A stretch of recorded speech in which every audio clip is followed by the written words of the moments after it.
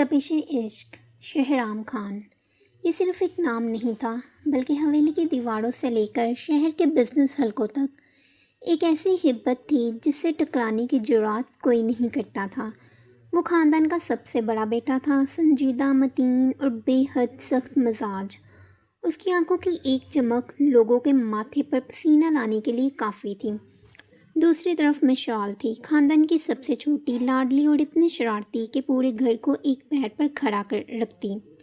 दो मुमताज़ शख्सियतें, दो अलग रुख, जिन्हें किस्मत ने एक ऐसे बंधन में बांध दिया था जिसका फैसला बड़ों ने बरसों पहले कर लिया था। उनका निकाह हुए 2 साल बीत चुके थे, मगर उन 2 सालों में उनके दरमियान सवाई खामोशी के और कुछ ना था।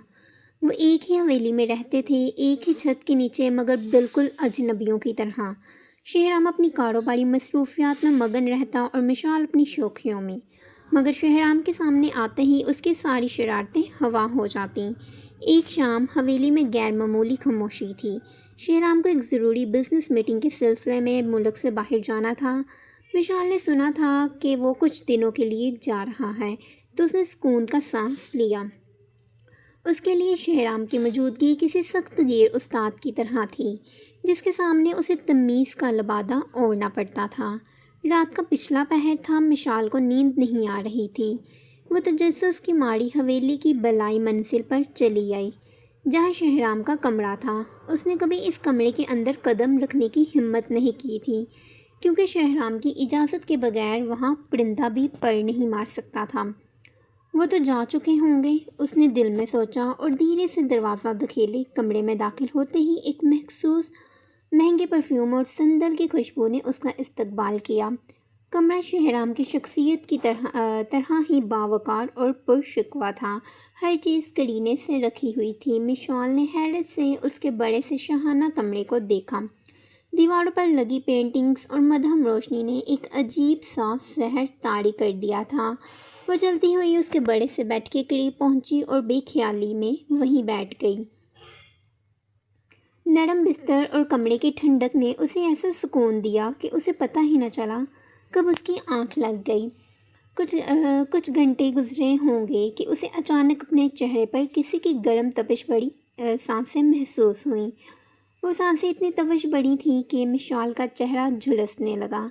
उसे ऐसा लगा जैसे कोई बिल्कुल उसके करीब खड़ा उसे देख रहा है। मिशाल की आंख एकदम खुली और सामने का मंजर देखकर उसके दिल की धड़कनें थम गई। शहराम खान, जो अब तक एयरपोर्ट पर होना चाहिए था, उसके बिल्कुल सामने झुका हुआ था। उसकी गहरी स्याह आंखें मिशाल के चेहरे पर जमी हुई थी और इनमें एक अजीब सी तपिश और गुस्सा छलक रहा था। मिशाल बुरी तरह उछल पड़ी। आप वापस कब आए? उसकी आवाज़ लर्ज़ रही थी और वो बेड से पीछे हटने लगी, मगर शहराम ने तेज़ी से अपना बाजू बेड पर जुमाकर उसका रास्ता रोक लिया। ये सवाल तो मुझे तुमसे करना चाहिए मिशाल। मेरे कमरे में, मेरे बिस्तर पर इस वक्त तुम क्या कर रही हो? शहराम की आवाज़ धीमी थी, मगर उसमें मौजूद भारीपन मिशाल के अंदर तक खौफ पैदा कर रहा था। मिशाल ने थूक निगला। उसे समझ ही नहीं आ रहा था कि क्या कहे। मैं समझी कि आप चले गए। मैं बस वैसे ही देखने आई थी। शहराम उसके करीब हुआ, यहाँ तक कि मिशाल को उसके जिस्म की हरारत महसूस होने लगी। क्या देखने आई थी? कि मैं गया या नहीं? ये देखने आई थी कि तुम्हारी आज़ादी का वक्त शुरू हुआ या नहीं? मिशाल ने नज़रें झुका ली। ऐसी बात नहीं शहराम भाई। शहराम के लहजे में एक तंज़िया मुस्कुराहट आई। उसने मिशाल की थोड़ी चिन को अपनी उंगली से ऊपर उठाया और उसकी आंखों में झांका। निकाह हो चुका है हमारा मिशाल, और तुम अब भी मुझे भाई कह रही हो? क्या तुम्हें एहसास है कि तुम किसके सामने खड़ी हो? मिशाल का दिल सीने से बाहर आने को था। शहराम का ये अंदाज उसके लिए बिल्कुल नया था। वो हमेशा उसे नज़रअंदाज करता था, मगर आज उसकी नज़रों में जो शिद्दत थी वो मिशाल को पिघला रही थी।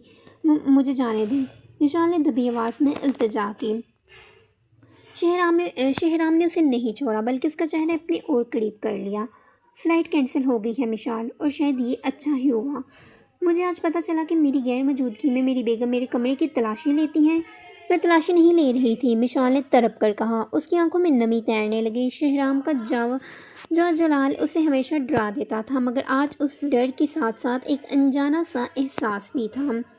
जो उसे बेचैन कर रहा था। शहराम ने उसके चेहरे पर बिखरी एक क्लिप को हटाया। उसकी उंगलियां मिशाल के जल्द को छुई तो मिशाल को एक करंट सा महसूस हुआ। डरो मत, मैं तुम्हें खा नहीं जाऊंगा, मगर याद रखना ये कमरा अब तुम्हारे लिए ममनुआ इलाका नहीं है।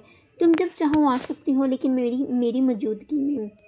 विशाल ने हैरत से उसे देखा। शहराम ने अचानक अपना हाथ हटाया और सीधा खड़ा हो गया। जाओ अब, इससे पहले कि मेरा इरादा बदल जाए।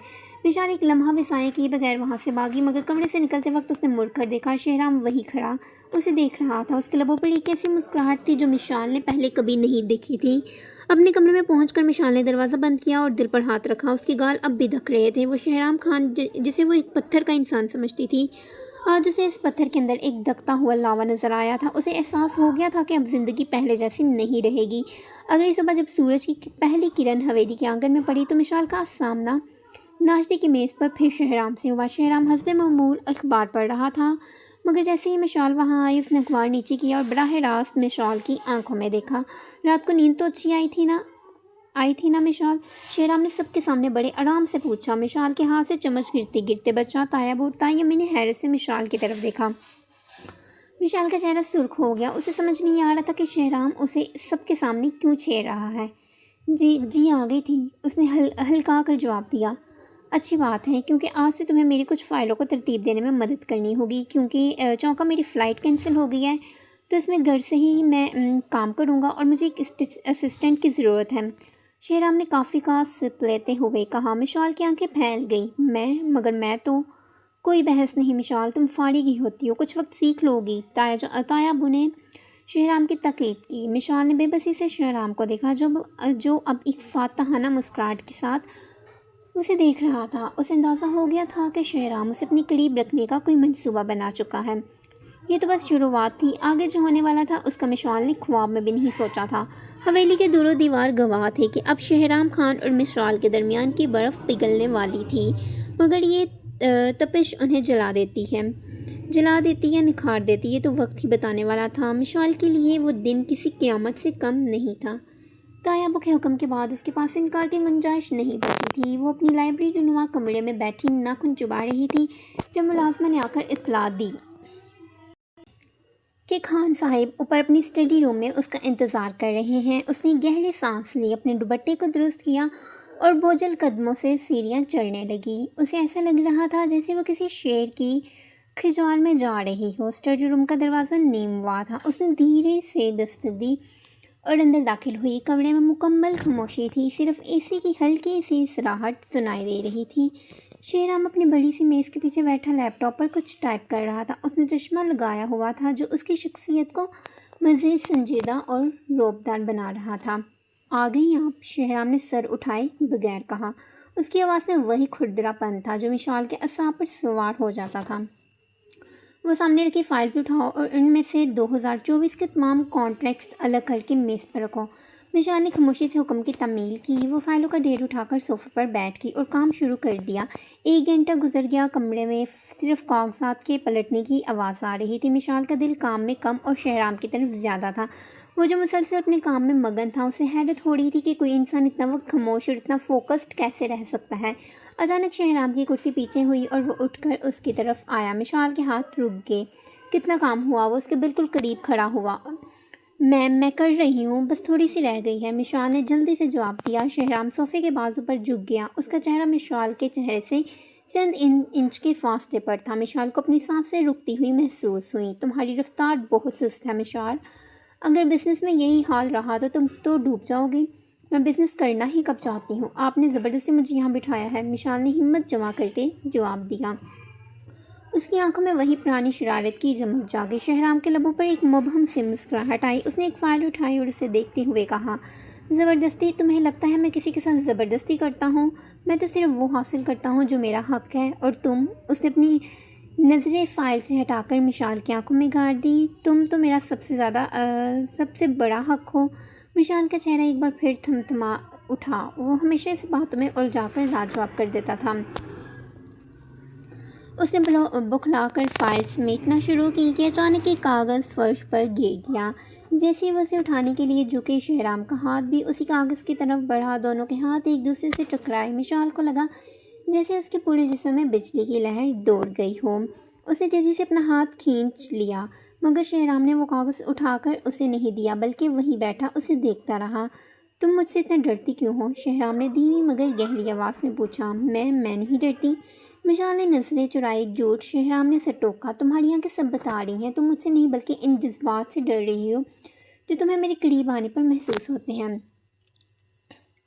विशाल का दिल ज़ोर ज़ोर से धड़कने लगा। उसके पास इस बात का कोई जवाब नहीं था। वो तेज़ी से उठी और कमरे से बाहर जाने लगी कि शहराम की आवाज़ ने उसे रोक लिया। रुक जाओ मिशाल, अभी काम ख़त्म नहीं हुआ, और हाँ, शाम को तैयार रहना है। हम एक फैमिली डिनर पर जाना है। कौन सा डिनर? मुझे किसी ने नहीं बताया। मिशाल ने मुड़कर पूछा।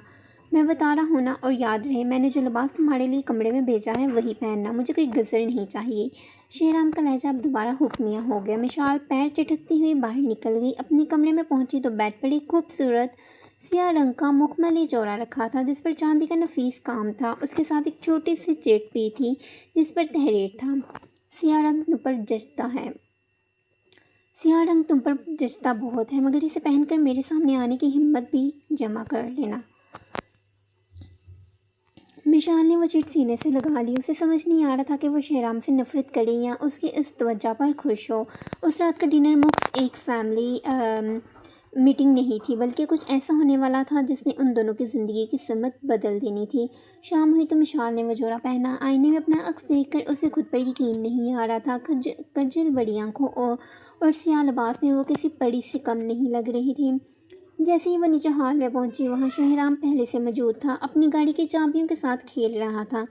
जैसे ही उसकी नज़र मिशाल पर पड़ी, उसके हाथ की हरकत रुक गई। वो साकित होकर उसे देखने लगा। हवेली के फनूस की रोशनी मिशाल के चेहरे पर पड़कर उसे मज़ीद रोशन कर रही थी। शहराम उसकी तरफ बढ़ा। उसकी नज़रें मिशाल के चेहरे से नहीं हट रही थी। मैंने कहा था ना, ये रंग तुम पर जचता है, मगर शायद मैं ये कहना भूल गया कि ये रंग तुम्हें और भी ज़्यादा खतरनाक बना देता है। मिशाल ने कुछ कहना चाहा, मगर शहराम ने उसे बोलने का मौका नहीं दिया और उसका हाथ थामकर बाहर की तरफ ले गया। गाड़ी में बैठते वक्त मिशाल को एक अजीब सा एहसास हुआ, जैसे कोई दूर से उन पर नज़र रखे हुए है। क्या हुआ? शहराम ने उसकी बेचैनी भांप ली। मुझे ऐसा लग रहा है जैसे कोई हमें देख रहा है, मिशाल ने इर्द गिर्द देखते हुए कहा। शहराम की आंखों में एक सर्द सी चमक आई। उसने गाड़ी स्टार्ट की और संजीदगी से कहा, तुम्हारे साथ शहराम खान है मिशाल। किसी की हिम्मत नहीं कि हमारी तरफ मेरी आंख से भी देख सके, लेकिन अगर कोई ऐसा कर रहा है तो वो अपनी ज़िंदगी की सबसे बड़ी गलती कर रहा है। गाड़ी हवेली के बड़े से गेट से बाहर निकल गई। सड़क पर अंधेरा था और दूर दूर तक सन्नाटा। अचानक एक तेज़ रफ्तार गाड़ी उनका पीछा करने लगी। मिशाल ने डर कर शहराम का बाजू थाम लिया। वो गाड़ी शहराम ने मिरर में देखा और उसके जबड़े सख्ती से भींच गई। घबराओ मत, अपना सर नीचे रखो। उसने एकदम गाड़ी की रफ्तार बढ़ा दी। गाड़ी की रफ्तार 100 किलोमीटर फी घंटा से ऊपर जा रही थी। मिशाल ने खौफ के मारे अपनी आंखें मींच ली थी और उसके हाथ शहराम के बाजू को मजबूती से थामे हुए थे। उसे शहराम के मजबूत पट्टों की सख्ती महसूस हो रही थी, जो इस वक्त गुस्से और तनाव की वजह से तने हुए थे। पीछे आने वाली सियाह गाड़ी मुसलसल हॉर्न दे रही थी और उनकी गाड़ी को सड़क से उतारने की कोशिश कर रही थी।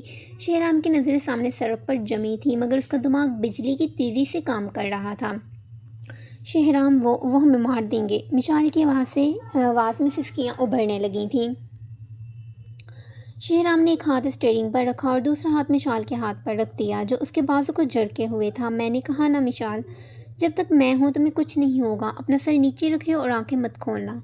उसकी आवाज़ में एक ऐसी कुव्वत थी कि मिशाल को न चाहते हुए भी थोड़ा हौसला मिला। अचानक शहराम ने एक तेज़ कट मारा और गाड़ी को एक कच्चे रास्ते पर उतार दिया। पीछे आने वाली गाड़ी ने भी तौक़ुफ़ जारी रखा, मगर अंधेरा और धुएं से उनकी रफ्तार कुछ कम हुई।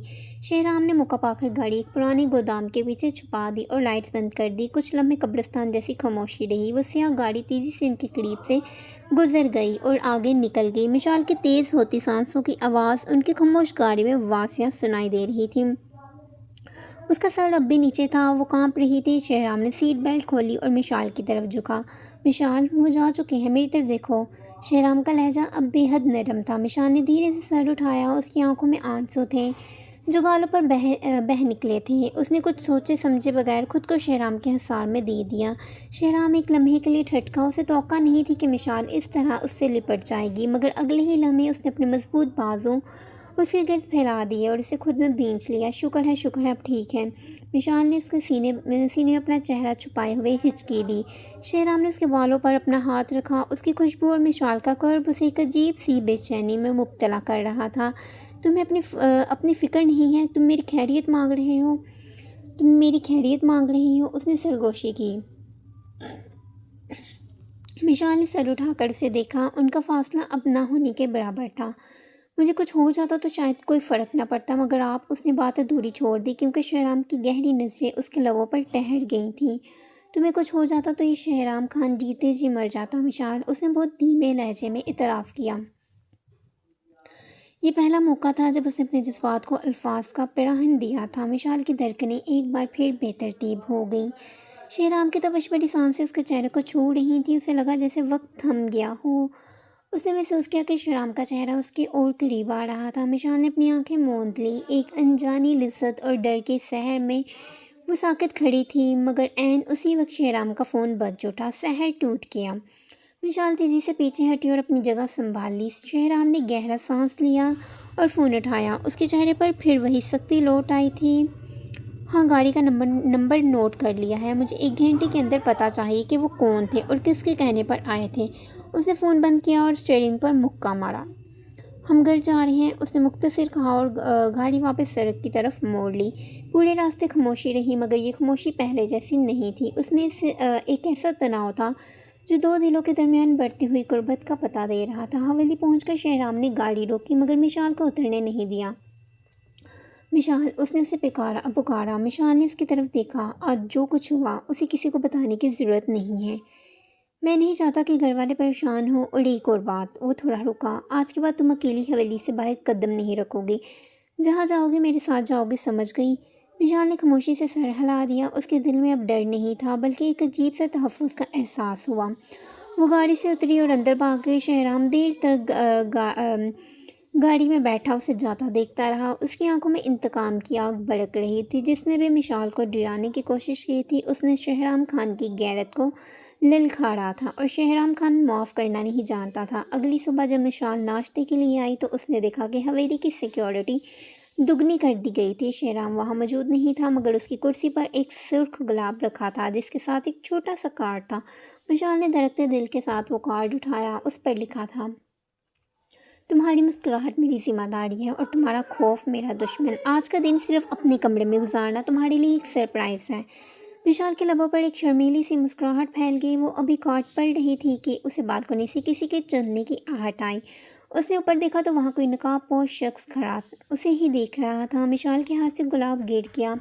मिशाल का दिल हलक में आ गया। वो नकाबपोश शख्स बालकनी के साए में किसी हैवली की तरह खड़ा था और इसकी नज़रें सीधी मिशाल पर जमी थी। मिशाल ने चीखना चाहा, मगर खौफ के मारे उसके गले से आवाज़ ही ना निकली। जैसे वह पीछे मुड़ी ताकि भागकर किसी को बुला सके, वो शख्स एकदम गायब हो गया। वो हाँफती हुई अपने कमरे की तरफ भागी और दरवाज़ा अंदर से लॉक कर लिया। उसका पूरा जिस्म कांप रहा था। वो कौन था? क्या वो वही लोग थे जो कल हमारा पीछा कर रहे थे? उसके जहन में सवालात की आंधी चल रही थी। अभी वो संभल भी ना पाई थी कि उसके फ़ोन पर एक मैसेज की टोन बजी। किसी नामालूम नंबर से मैसेज था। सरप्राइज़ पसंद आया? ये तो बस एक झलक थी मिशाल। शेहराम खान, अभी तो खेल शुरू हुआ है। मिशाल ने हाथ से फ़ोन छूटकर बेड पर गिर गया। उसे ऐसे महसूस हुआ जैसे हवेली की बुलंद दोबाला दीवारें उसे खाने को दौड़ रही हों। उसे इस वक्त सिर्फ एक ही शख्स की याद आई, शेहराम। वो बगैर सोचे समझे दोबारा नीचे की तरफ भागी। वो जानती थी कि शेहराम अपने स्टडी रूम में होगा या ऑफिस जा चुका होगा। खुशकिस्मती से शेहराम अभी घर से निकल नहीं वाला था कि मिशाल उसके सामने आ गई। उसका चेहरा जर्द था और आंखों में दहशत थी। शेहराम, उसने बेकारा और उसके करीब जाकर उसका बाजू थाम लिया। शेहराम, जो किसी से फ़ोन पर सख्त लहजे में बात कर रहा था, मिशाल की हालत देखकर फ़ौरन रुक गया। उसने फ़ोन जेब में डाला और मिशाल के दोनों कंधे पकड़ लिए। मिशाल, क्या हुआ? तुम इस तरह क्यों हाँप रही हो? उसके लहजे में फिक्रमंदी नुमाया थी। वो बालकोनी पर कोई था, शेहराम, और ये मैसेज। उसने कांपते हुए हाथों से अपना मोबाइल उसे दिखाया। शेहराम ने जैसे ही मैसेज पढ़ा, उसकी आंखें गुस्से से खूनखार हो गईं। उसके माथे की रगें तन गई। उसने फ़ौरन गार्ड्स को आवाज़ दी और पूरी हवेली की तलाशी का हुक्म दिया। तुम मेरे कमरे में चलो अभी। शेहराम का लहजा इतना खत्मी था कि विशाल ने एक लफ्ज़ भी ना कहा और उसे अपने कमरे में ले आया और सोफे पर बिठाया। वो कमरे में टहलने लगा जैसे कोई ज़ख्मी शेर पिंजरे में चक्कर काट रहा हो। ये सब मेरी गलती है, मैंने तुम्हें खतरे में डाल दिया, शेहराम ने खुद कलामी के अंदाज में कहा। उसकी आवाज़ में एक ऐसी हैसियत थी जो मिशाल ने पहले कभी महसूस नहीं की थी। आपकी गलती कैसे हो सकती है? मिशाल ने हिम्मत करके पूछा। शेहराम उसके सामने घुटनों के बल बैठ गया और उसके दोनों हाथ अपने हाथों में ले लिए।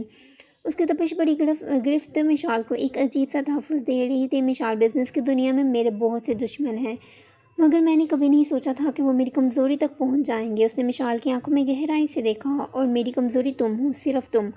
मिशाल का दिल धड़कना भूल गया। शेहराम खान ये तरफ किसी बम धमाके से कम नहीं था। वो जो हमेशा उसे एक बोझ या जिम्मेदारी समझती थी, आज उसे पता चला था कि वो उसकी ज़िंदगी का मरकज़ बन चुकी है। मैं आपकी कमज़ोरी नहीं बनना चाहती शेहराम, मिशाल ने दबी आवाज़ में कहा। शेहराम ने उसके हाथों पर अपने लब रखे। एक तवील और तपिश भरा लम्स। तुम मेरी ताकत हो मिशाल, और जो मेरी ताकत पर हमला करेगा उसे मैं निशाने उबरत बना देता हूँ। आज से तुम एक लम्हे के लिए भी मेरी नज़रों से ओझल नहीं होगी। उसी वक्त शेहराम का एक खास बंदा फ़ारूक अंदर दाखिल हुआ। उसके चेहरे पर परेशानी थी। खान साहिब, वो पीछे वाले रास्ते से निकल गया है, मगर हमें ये मिला है। उसे एक छोटा सा लिफाफा शेहराम की तरफ बढ़ाया। शेहराम ने उसे खोला तो अंदर एक पुरानी तस्वीर थी। तस्वीर में शेहराम के वालिद किसी और शख्स के साथ खड़े थे और उस शख्स के चेहरे पर बड़ा सा क्रॉस लगा हुआ था। पीछे लिखा था, कर्ज चुकाने का वक्त आ गया है। शेहराम ने उस तस्वीर को मिट्टी में भेज दिया। उसका चेहरा गुस्से से तमतमा उठा, मगर उसने खुद पर काबू पाया ताकि मिशाल मज़ीद न डर जाए। फ़ारूक, गाड़ी तैयार करो, हम फार्म हाउस जा रहे हैं। यहाँ अब सिक्योरिटी का मसला हो सकता है। Farm house? मगर तायब हो, विशाल ने कहना चाहा। मैंने सबसे बात कर ली है, वहाँ सिक्योरिटी ज़्यादा बेहतर है और वहाँ का रास्ता किसी को मालूम नहीं।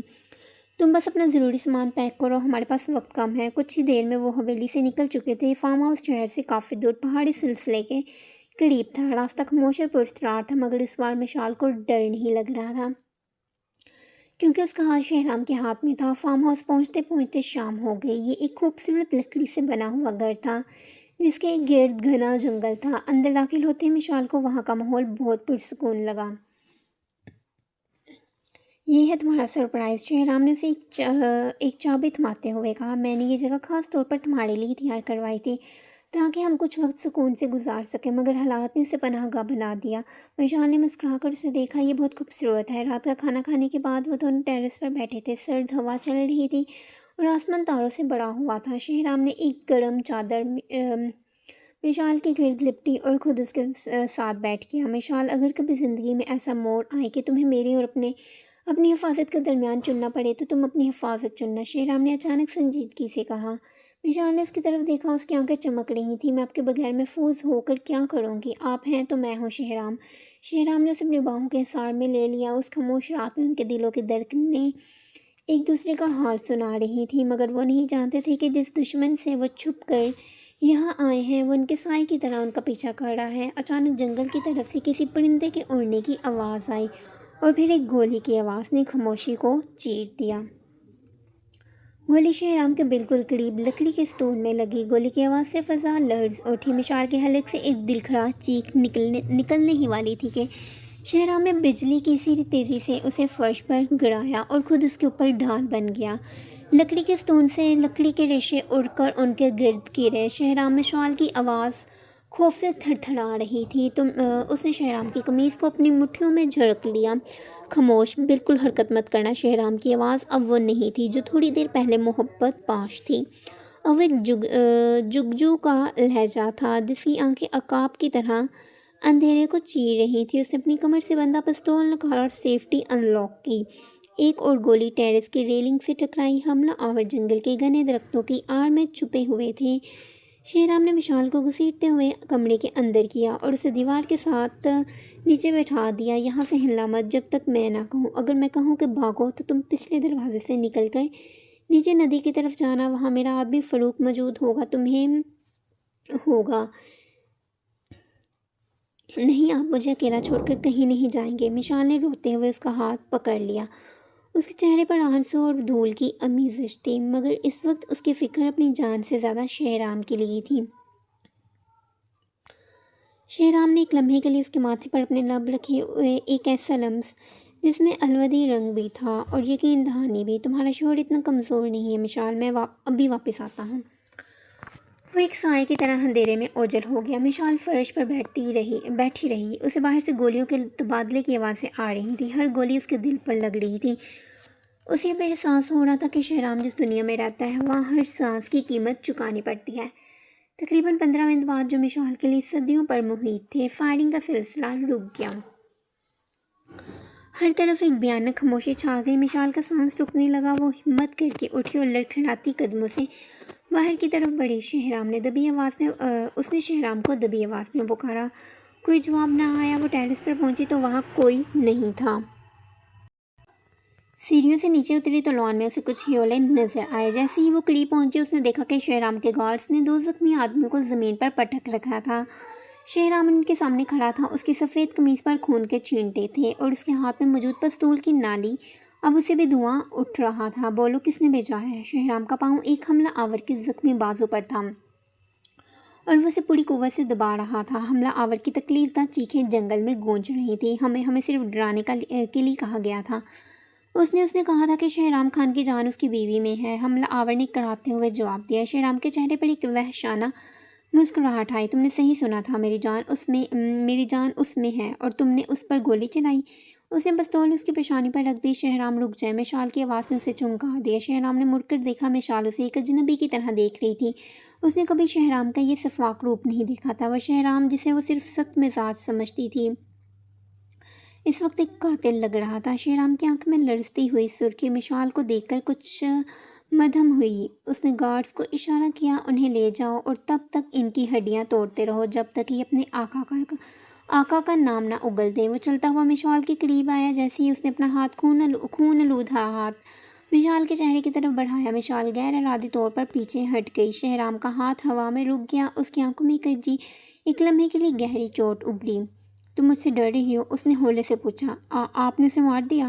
विशाल की आवाज़ कांप रही थी। शेहराम ने एक तल्ख कहकर लगाया। विशाल, ये दुनिया तुम जैसी मासूम लड़कियों के लिए नहीं है। यहाँ जो तुम पर गोली चलाता है उसे माफ़ नहीं किया जाता है, उसे मिटा दिया जाता है। मैं तुम्हें बचाने के लिए किसी भी हद तक जा सकता हूँ, चाहे उसके लिए मुझे अपने हाथ क्यों ना डंगने पड़े। विशाल ने उसके लहजे की सफाकी को महसूस किया। वह डर रही थी मगर उसके तहफ़्फ़ुज़ के पीछे छुपी शेहराम की दीवानगी उसे एक अजीब से नशे में मुब्तला कर रही थी। उसने आगे बढ़ के शेहराम के लहू रंग हाथों को अपने नरम हाथों में ले लिया।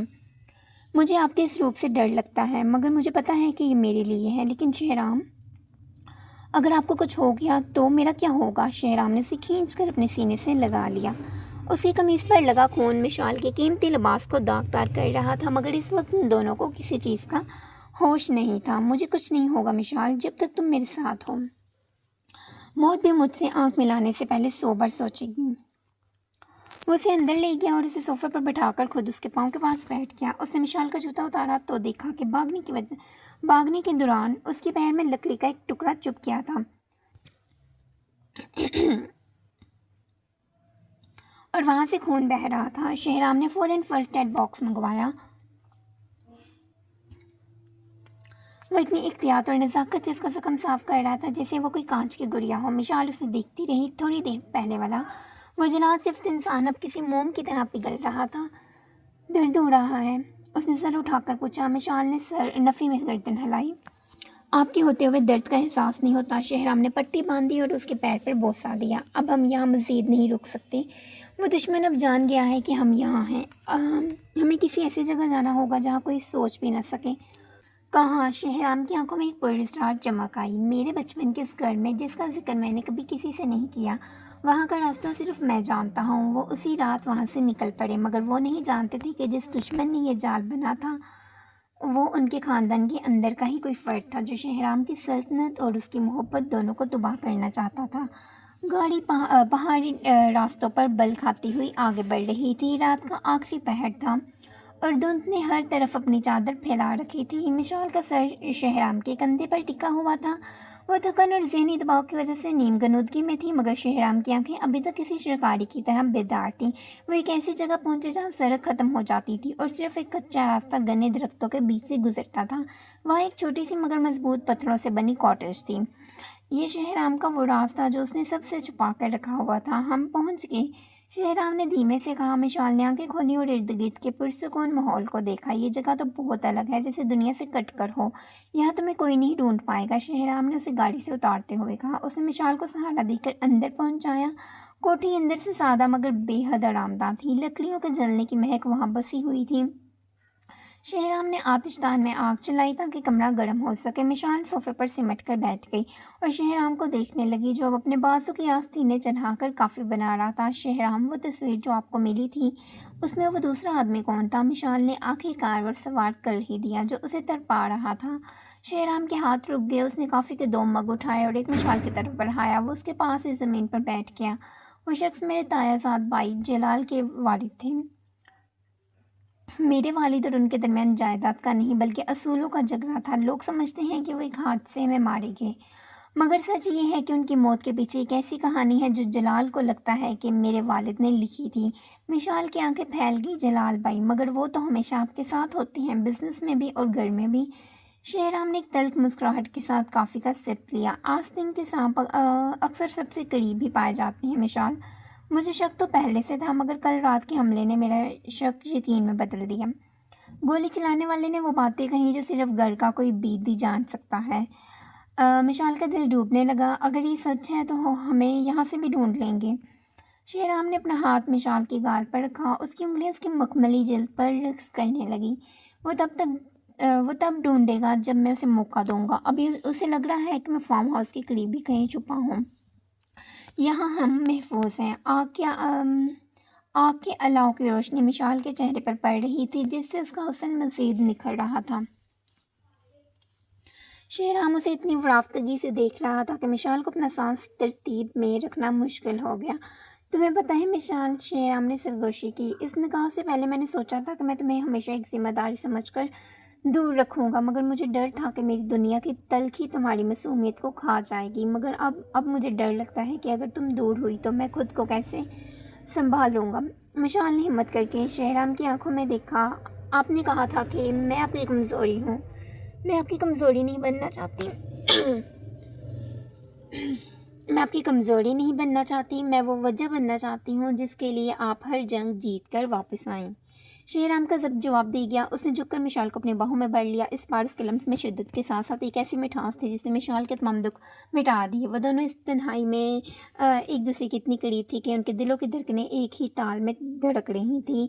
रात बीत रही थी मगर खतरा भी टला नहीं था। हवेली में जलाल इस वक्त शेहराम के स्टडी रूम में खड़ा किसी से फ़ोन पर बात कर रहा था। वो निकल गए हैं। फार्म हाउस पर हमला नाकाम हो गया। जलाल का लहजा जहरीला था। मुझे परवाह नहीं कि तुम क्या करते हो। मुझे शेहराम की लाश चाहिए। मुझे शेहराम की लाश चाहिए और मिशाल, उसे ज़िंदा मेरे पास लाना। वो लड़की शेहराम की वो रग है जिसे दबाने से वो घुटनों के बल गिरेगा। जलाल ने फ़ोन बंद किया और शेहराम की कुर्सी पर बैठकर एक शैतानी कहका लगाया। उसे खबर नहीं थी कि शेहराम ने जाने से पहले कमरे में एक खुफिया कैमरा और रिकॉर्डिंग डिवाइस नस्ब कर दी है, जिसका बराह रास्त लिंक शेहराम के फ़ोन से था। इधर कोठी में शेहराम के फ़ोन पर एक नोटिफिकेशन बजा। उसने मिशाल को सोते हुए देखा जो सुकून से उसके सीने पर सड़क के सो रही थी। उसने आहिस्ता से उसका अपना फ़ोन उठाया और रिकॉर्डिंग सुनी। जैसे जैसे वो जलाल की बातें सुनता गया, उसकी आंखें सुर्ख होती गई। गुस्से की एक लहर उसके पूर में सरायत कर गई। उसने मिशाल के माथे पर प्यार दिया और उसे कंबल से ढांप कर बाहर निकल आया। बाहर बर्फ़बारी शुरू हो चुकी थी। शेहराम ने फ़ारूक को कॉल मराई। फ़ारूक, शिकार खुद जाल में फंस गया है। हवेली की निगरानी सख्त करो और जलाल के हर कदम पर नजर रखो। मैं कल सुबह वापस आ रहा हूँ, मगर मिशाल को पता नहीं चलना चाहिए। ये खेल अब मैं अपने तरीके से ख़त्म करूँगा। शेहराम वापस अंदर आया, मगर उसके चेहरे पर अब वो सुकून नहीं था, बल्कि एक तूफ़ान का तैश खेमा था। उसे अपनी ज़िंदगी की सबसे बड़ी बाजी खेलनी थी, जहाँ दांव पर उसकी सल्तनत और उसकी मोहब्बत दोनों थी। सुबह की पहली किरण जब बर्फ़ से ढकी पहाड़ों पर पड़ी तो कोठी के अंदर का मंजर बेहद पुरसुकून था, मगर शेहराम के अंदर एक लावा पक रहा था। उसने मिशाल को जगाए बगैर नाश्ता तैयार किया और खामोशी से उसे देखता रहा। वो सोते हुए किसी मासूम बच्चे की तरह लग रही थी। उसे इल्म भी नहीं था कि उसका अपना भाई जलाल उसके लिए कितना होलनाक मंसूबा बना चुका है। मिशाल की आंख खुली तो उसने शेहराम को खिड़की के पास खड़ा बाहर देखते हुए पाया। उसके चेहरे पर एक ऐसी सख्ती थी जो मिशाल ने पिछले चंद घंटों में नहीं देखी थी शहराम, क्या सब ठीक है? उसने उठते हुए पूछा। शहराम मुड़ा, उसकी आंखों के गिर्द हल्के बनाते थे कि वो रात भर बताते थे कि वो रात भर नहीं सोया। मिशाल, हमें भी वापस निकलना होगा। वापस? मगर आपने तो कहा था कि हम यहाँ महफूज हैं। मिशाल ने हैरत से देखा। मंसूबा बदल गया है मिशाल। दुश्मन को बल में घुसकर मारना ज़्यादा आसान होता है। शेराम ने मुख्तसर जवाब दिया और उसका हाथ पकड़कर बाहर की तरफ ले गया। हवेली वापसी का सफ़र खामोशी में कटा। मिशाल को लग रहा था कि कुछ बहुत बड़ा होने वाला है। जैसे वो हवेली के गेट पर पहुंचे, शेराम ने मिशाल का हाथ थोड़ा सख्ती से दबाया। मिशाल, याद रखना, अंदर जो कुछ भी हो तुमने मुझ पर भरोसा रखना है। चाहे तुम्हें लगे कि मैं गलत कर रहा हूँ, तुमने खामोश रहना है। मिशाल ने उलझन में सर हिलाया। हवेली के लाउंज में कदम रखते ही फ़ज़ाओं का तनाव महसूस किया जा सकता था। जलाल वहाँ सोफे पर बैठा बड़े इत्मीनान से चाय पी रहा था। जैसे ही उसने शहराम और मिशाल को देखा, उसके चेहरे पर एक मसनूई मुस्कुराहट फैल गई। अरे शहराम, तुम लोग कहाँ गायब हो गए थे? हम सब कितना परेशान थे, जलाल ने खड़े होते हुए कहा। शहराम ने कोई जवाब नहीं दिया, बस अपनी सर्द नज़रें जलाल के चेहरे पर गाड़ दी। परेशान तो होना ही था जलाल, आखिर तुम्हारा मनसूबा जो नाकाम हो गया था। पूरे हाल में सन्नाटा छा गया। तायाब और बाकी घर वाले भी कमरों से बाहर निकल आए। ये तुम क्या कह रहे हो शहराम? तायाबू ने परेशानी से पूछा। शहराम ने जेब से अपना मोबाइल निकाला और वो रिकॉर्डिंग प्ले की जो उसने रात को सुनी थी। जलाल की आवाज़ पूरे हॉल में गूंजी। मुझे शहराम की लाश चाहिए और मिशाल, उसे मेरे पास जिंदा लाना। जलाल का रंग सफ़ेद पड़ गया। उसके हाथ से चाय का कप छूटकर फर्श पर गिरा और पाँच पाँच हो गया। तायाबू ने सदमे से जलाल की तरफ देखा। जलाल, ये क्या है? तायाबू की आवाज़ कांप रही थी। जलाल ने जब देखा कि वो पकड़ा गया है तो उसकी मसनूई शराफत का नकाब उतर गया। उसने कहकर लगाया, एक ऐसा कहकर जिसमें जुनून और नफरत बड़ी थी। हाँ, मैंने किया ये सब। क्यों ना करता? मेरे बाप को तुम लोगों ने मरवाया और इस जायदाद पर पहला हक मेरा था, मगर शहराम खान ने सब पर कब्जा कर लिया। और मिशाल, इसने उसकी तरफ एक हवस बड़ी नज़र डाली। ये लड़की तो शुरू से मेरी होनी चाहिए थी, मगर तुमने इसे भी मुझसे छीन लिया। मिशाल खौफ शहराम के पीछे छुप गई। शहराम का हाथ अपनी पिस्तौल की तरफ बढ़ा, मगर जलाल ने तेज़ी से अपने कोट से एक रिमोट निकाला। रुक जाओ शहराम, एक कदम भी आगे मत बढ़ाना। इस हवेली के चारों कोनों में बारूद लगा हुआ है। अगर मैंने ये बटन दबाया तो हम सब राख हो जाएंगे। ख़वातीन की चीखें निकल गई। तायाब वहीं दिल पकड़ के बैठ गए। मिशाल के पैरों तले से ज़मीन निकल गई। तुम पागल हो गए हो जलाल, शहराम ने गिरा कर कहा, मगर उसकी आंखों में पहली बार खौफ छलका। अपनी जान के लिए नहीं, बल्कि मिशाल के लिए। पागल तो मैं बरसों से था। मैं शहराम, अब या तो तुम ये सारी जायदाद मेरे नाम करो और मिशाल को तलाक देकर यहाँ से निकल जाओ, या फिर हम सब एक साथ मरेंगे। शहराम ने मिशाल की तरफ देखा। उसकी आंखों में आंसू थे, मगर उसने शहराम का हाथ मजबूती से थाम रखा था। वो कहना चाह रही थी कि वो मर जाएगी, मगर उसे छोड़कर नहीं जाएगी। शहराम ने गहरा सांस लिया और अपनी पिस्तौल फर्श पर फेंक दी। ठीक है जलाल, तुम्हें जो चाहिए मिल जाएगा, मगर घर वालों को जाने दो। जलाल ने फातहाना मुस्कुराहट के साथ कागजात मेज़ पर रखे। पहले साइन करो। शहराम मेज़ की तरफ बढ़ा, मगर उसकी नज़रें जलाल के हाथ पर मौजूद रिमोट पर थी। जैसे ही वो करीब पहुंचा, शहराम ने साइन करने के बजाय मेज़ को पूरी ताकत से जलाल की तरफ उछाला। जलाल का तवाज़ुन बिगड़ा और रिमोट उसके हाथ से दूर जा गिरा। उसी लम्हे शहराम के घर जो पिछले रास्ते से अंदर दाखिल हो चुके थे, जलाल को दबोच लिया। शहराम ने लपक कर जलाल का कॉलर पकड़ा और उसे दीवार से दे मारा। तुम्हें लगा था कि मैं इतना बेवकूफ़ हूँ कि तुम्हारी धमकियों में आ जाऊँगा। बारूद के कनेक्शन मेरे आदमियों ने 10 मिनट पहले ही काट दिए थे।